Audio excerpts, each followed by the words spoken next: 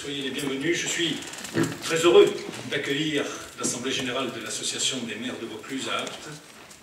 C'est pour ça que je souhaite que cette Assemblée Générale d'aujourd'hui soit à la fois riche, productive, mais surtout qu'elle concrétise la cohésion nécessaire pour que ce territoire puisse continuer à vivre et que, je l'espère de tout mon cœur, d'autres élus puissent avoir envie de s'attacher à cette lourde charge.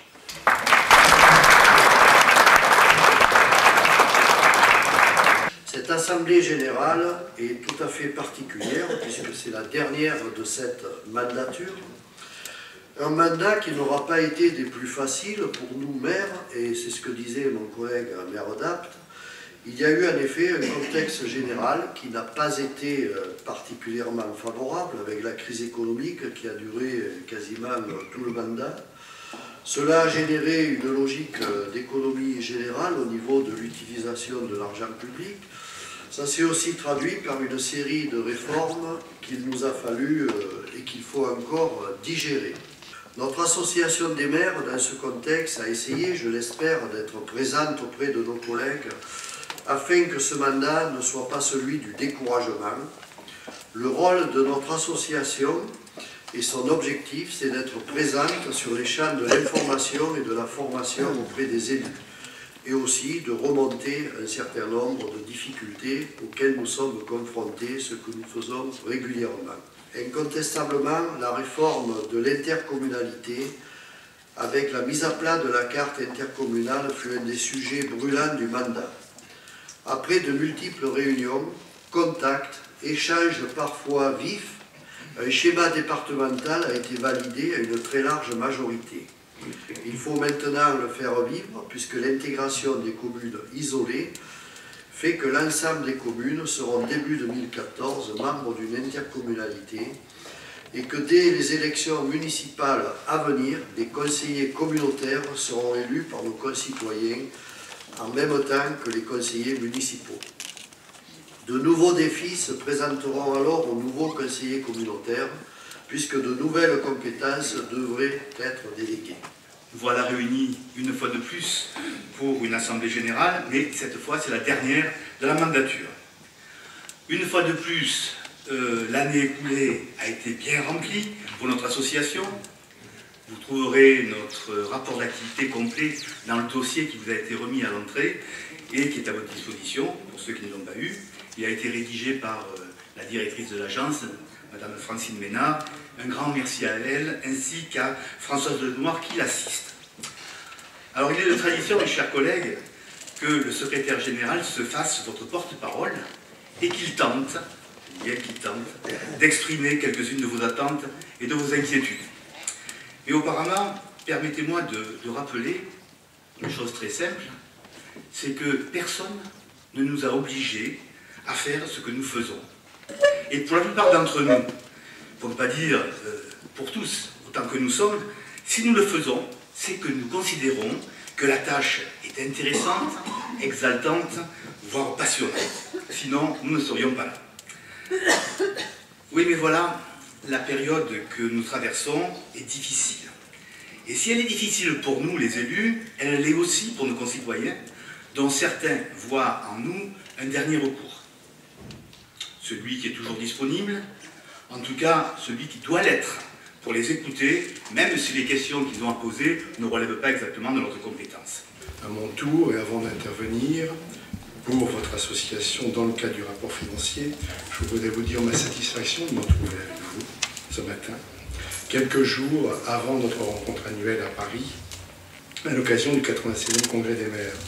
Chaque année, vous êtes nombreux, nous sommes nombreux à y représenter les collectivités locales de notre département, et avec Alain Dufault et Claude Haut, je donne rendez-vous à tous ceux d'entre vous qui seront présents le 19 novembre en fin de journée au Sénat pour la traditionnelle visite suivie, comme d'habitude, de la petite réception que nous organisons ensemble.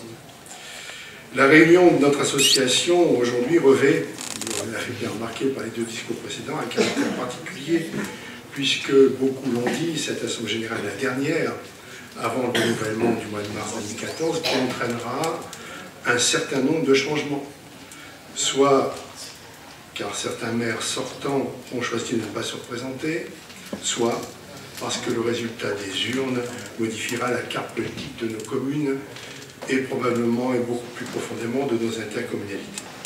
Dans un souci de cohérence de l'action publique et de l'efficience de la dépense publique, le maintien de la notion d'intérêt communautaire, sachant s'adapter et comprendre les nouvelles données du territoire. Pour essayer d'aborder ensemble les problèmes que je viens de soulever, et bien d'autres encore, je veux insister sur la nécessité, comme d'ailleurs le président l'a fait, du dialogue ouvert et permanent entre nos collectivités, mais aussi tous les acteurs de la vie de notre département. À mon tour de vous souhaiter la bienvenue à Apt, dans le parc naturel régional du Luberon. Je vais essayer d'apporter un peu un rayon de soleil parce que je trouve les discours ce matin un peu tristes, un peu pessimistes. Mais c'est au titre de la région que je souhaitais vous dire quelques mots et répondre tout à l'heure à vos questions, le cas échéant. En effet, pour la première fois, lors d'une assemblée générale de notre association, notre président, Jean-Pierre Lambertin, que je remercie, a accepté que je vous donne quelques actualités du Conseil régional qui soutient l'Union régionale des maires. Avec le Conseil général, le Conseil régional est, vous le savez, le principal financeur des projets de nos communes. Alors au moment où vous arrivez en fin de mandat, je tenais aussi à vous saluer à nouveau, vous, les maires du Vaucluse, et le travail considérable que vous accomplissez au service des Vauclusiennes et des Vauclusiens. Au plus près de leurs attentes, le maire n'est pas un élu comme les autres. Il est le plus apprécié, même si souvent il est décrié, mais aussi il est le plus sollicité, donc le plus exposé aux difficultés quotidiennes d'une gestion de proximité. Je souhaite saluer également tous les adjoints et conseillers municipaux qui participent aux côtés du maire à cette belle mission d'administrer et d'orienter nos politiques locales au service de nos concitoyens. Depuis un an, nous n'avons jamais perdu l'occasion de dialoguer, de travailler ensemble et d'écouter les raisons qui nous font agir les uns et les autres. Le devoir d'impartialité qui est le mien ne m'interdit pas de réfléchir et d'avoir un certain nombre de convictions. Il y a dans ce pays entre 12 et 15 millions de bénévoles, c'est-à-dire de gens qui font vivre la société et qui sont le ferment de la vitalité démocratique de notre société à laquelle nous tenons tant, sans toujours bien le réaliser. Parmi ces 15 millions de bénévoles, il y en a environ 8 millions qui appartiennent à des associations et les autres sont des bénévoles de la vie quotidienne, et en particulier ce qu'on appelle désormais les aidants, c'est-à-dire ceux qui, dans le cadre familial, viennent en aide à un parent ou à un proche. Cette réalité, elle est, je crois, très importante dans notre société et pas toujours estimée à sa juste valeur. Je tiens pour ma part les 36 000 maires de notre pays comme, en quelque sorte, l'avant-garde ou l'élite de ces bénévoles. Je vous remercie.